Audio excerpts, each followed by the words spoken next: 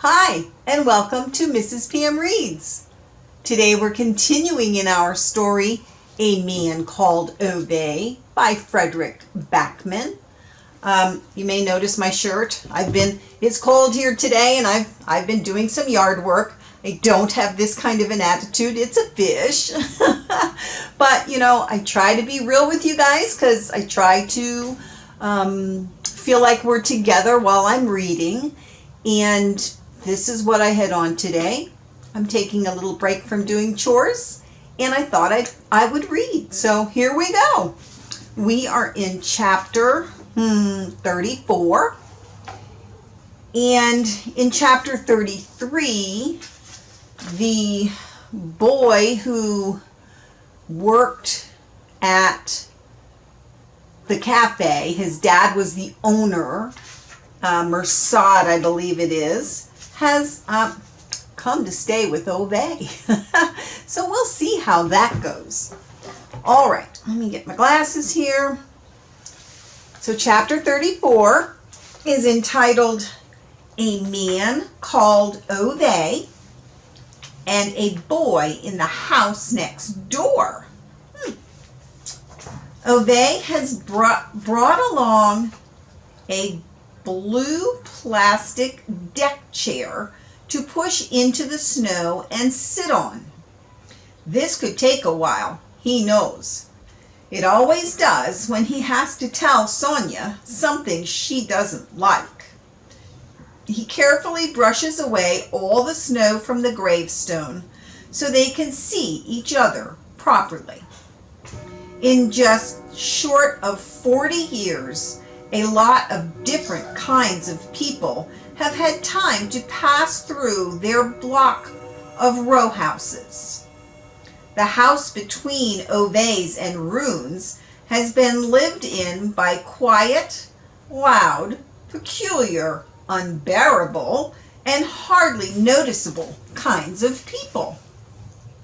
Families have lived there whose teenage children pissed on the fence when they were drunk, or families who tried to plant non-approved bushes in the garden, and families who got the idea that they wanted to paint their house pink.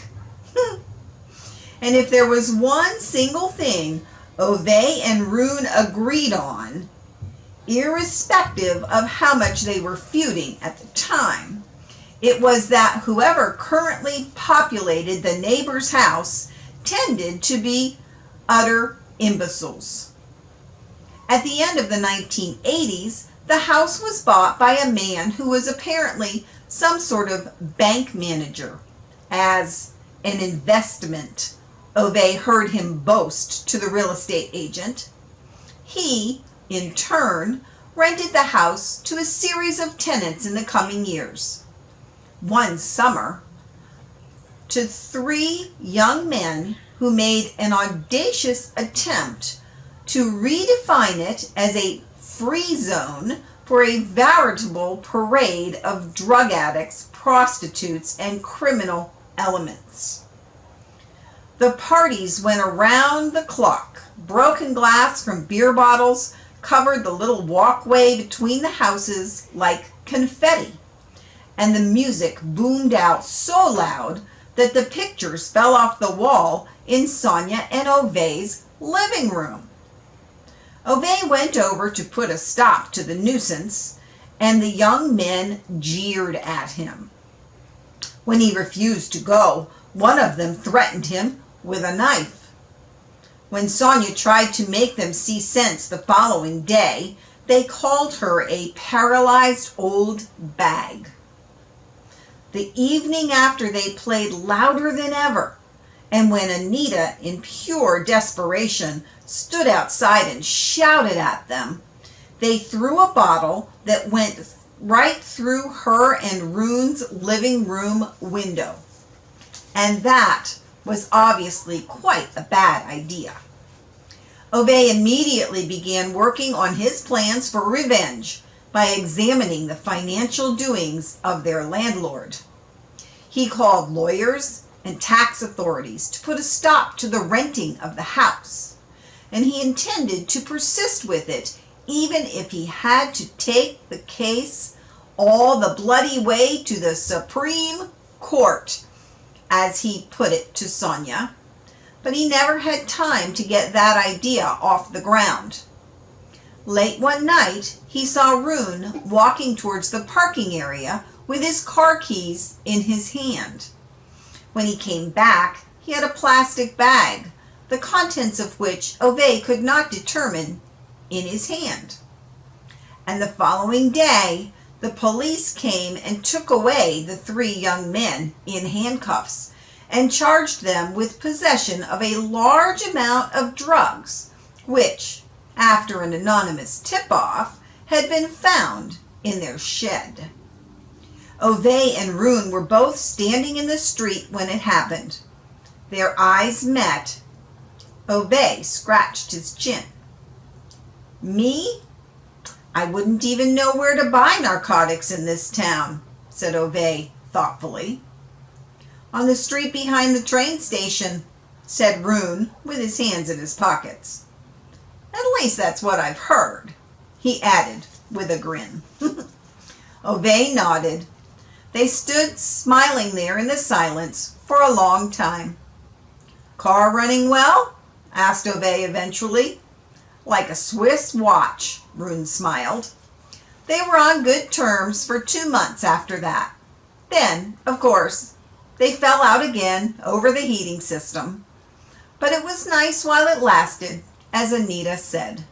The tenants came and went in the following years, most with a surprising amount of forbearance and acceptance from Ove and Rune. Perspective can make a great deal of difference to people's reputations. One summer, halfway through the 1990s, a woman moved in with a chubby boy of about 9, whom Sonia and Anita immediately took to their hearts. The boy's father had left them when the boy was a newborn, Sonia and Anita were told.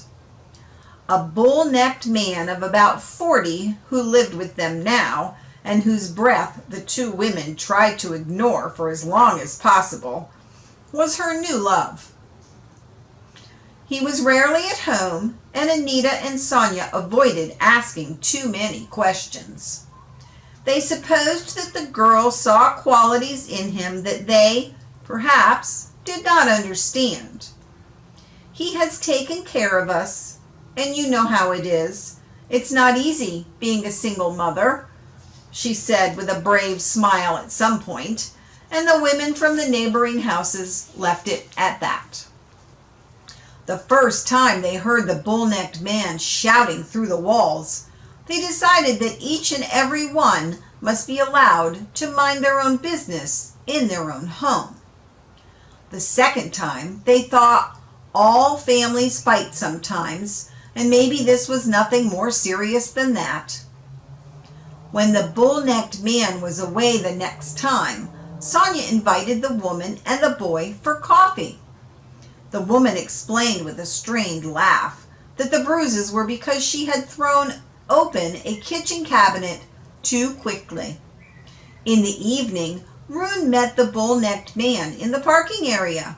He got out of his car in a clear state of intoxication. In the 2 nights that followed, the neighboring houses on either side overheard how the man was shouting in there and things were being thrown on the floor. They heard the woman giving a short cry of pain, and when the sound of the weeping 9-year-old boy pleading with the man to stop came through the wall, Ove went outside and stood in front of his house. Rune was already waiting. They were in the midst of one of their worst ever power struggles in the steering group of the Residents Association. Had not even spoken to each other for almost a year. Now, they just briefly glanced at one another and then went back into their houses without a word. 2 minutes later, they met, fully dressed, at the front. They rang the bell. The thug lashed out at them as soon as he opened the door. but Ove's fist struck the bridge of his nose. The man lost his footing, got up, grabbed a kitchen knife, and ran at Ove. He never got there. Rune's massive fist slugged him like a mallet. In his heyday, he was quite a piece, that Rune. Highly unwise to get involved in fisticuffs with him. The next day, the man left the house and never came back. The young woman slept with Anita and Rune for 2 weeks before she dared go home again with her boy. Then Rune and Ove went into town and went to the bank. And in the evening, Sonia and Anita explained to the young woman that she could see it as a gift or a loan, whichever she preferred. But it wasn't open for discussion, and so it was that the young woman stayed on in the house with her son, a chubby, computer-loving little boy whose name was Jimmy. Now Ove leans forward and looks with great seriousness at the gravestone. I just thought I'd have more time somehow to do everything. She doesn't answer. I know how you feel about causing trouble, Sonia, but this time you have to understand. One can't reason with these people. He pokes his thumbnail into the palm of his hand. The gravestone stays where it is, without saying anything, but Ove doesn't need words to know what she would have thought. The silent approach has always been her preferred trick when there are disputes with him, whether she's alive or dead. In the morning, Ove had called that social services authority, or whatever the hell it was called. He'd called from Parvana's house because he no longer had a telephone line. Parvana had advised him to be friendly and approachable. It hadn't started so well because before long Ove had been connected to the responsible officer, which was the smoking man in the white shirt. He directly demonstrated a significant level of agitation about the little white Skoda, which was still parked at the end of the road outside Rune and Anita's house. And yes, Ove could have established better negotiating position if he'd immediately apologized about it, and maybe even agreed that it was regrettable that he'd intentionally put the man in the white shirt in this non-vehicular predicament. It would certainly have been better than the alternative, which was to hiss, "So maybe you've learned to read signs now, you illiterate B-word." Ove's next move involved trying to convince the man that Rune should not be put in a home. The man informed Ove that illiterate B-word was a very bad choice of words for bringing up that subject. After this, there was a long series of impolite phrases on both ends of the telephone line, before Ove declared in clear terms that things could not be allowed to work like this. One couldn't just come along and remove people from their homes and transport them to institutions any old way one liked just because their memory was getting a bit defective. The man at the other end answered coldly that it didn't matter very much where they put Rune now in the state he was in, because for him it would probably make a very marginal difference where he was. Ove roared a series of invectives back, and then the man in the white shirt said something very stupid. The decision has been made. The investigation has been going on for 2 years. There's nothing you can do about it, Ove. Nothing at all. And then he hung up. Ooh. Ove looked at Parvana. looked at Patrick, slammed Parvana's cell phone into their kitchen table, and boomed that they needed a new plan immediately. Parvana looked deeply unhappy, but Patrick nodded at once, grabbing his crutches, and hobbled quickly out the door, as if he'd just been waiting for Ove to say that. 5 minutes later, to Ove's deep satisfaction, he came back with that silly fop Anders from the neighboring house, with Jimmy cheerfully tagging along. "What's he doing here?" said Ove, pointing at the fop. "I thought you needed a plan," said Patrick, nodding at the fop and looking very pleased with himself. "Anders is our plan," Jimmy threw in. Anders looked around the hall a little awkwardly, apparently slightly dissuaded by Ove's expression. But Patrick and Jimmy insistently pushed him into the living room. "Go on, tell him," Patrick prompted. "Tell me what?" "Okay, so I heard you had some problems with the owner of that Skoda, yeah?" began Anders, giving Patrick a nervous glance. Ove nodded impatiently for him to continue. "Well, I don't think I've ever told you what sort of company I have I?" Anders went on tentatively. Ove put his hands in his pockets, adopted a slightly more relaxed position, and then Anders told him. And even Ove had to admit that it sounded almost more than decently opportune. "Where are you keeping that blonde bimbo?" he started saying once Anders had finished, but he stopped himself when Parvana kicked his leg. Your girlfriend," he corrected himself.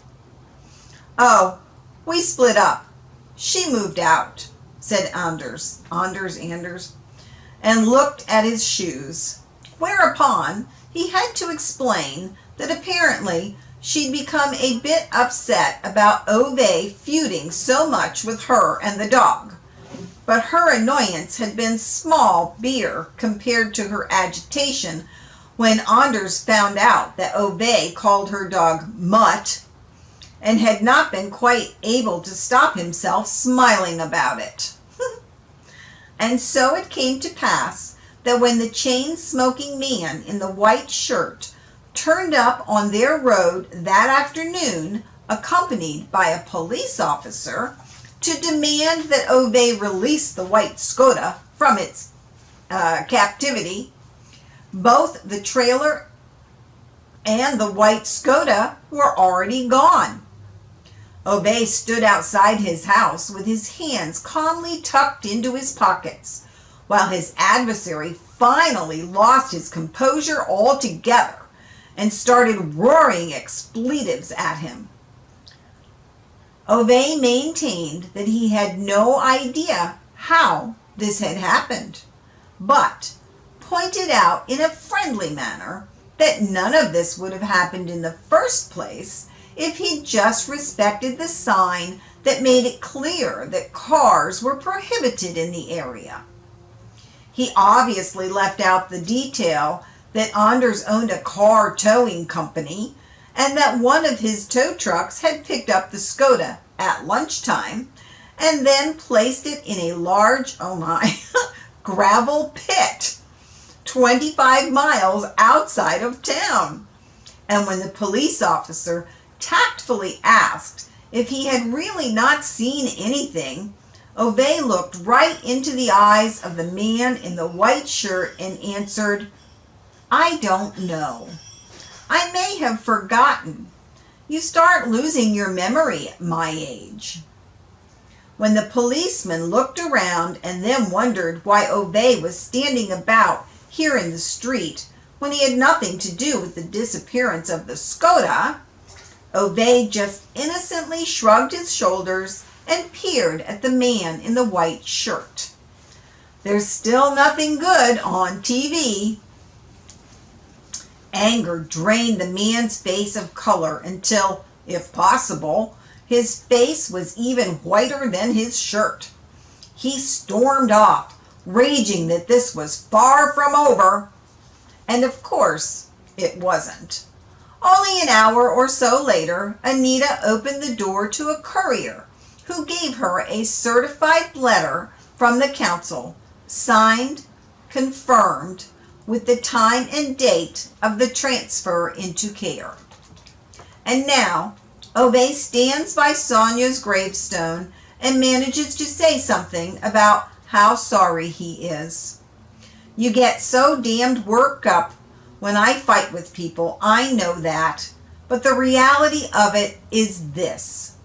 You'll just have to wait a bit longer for me up there. I don't have time to die right now.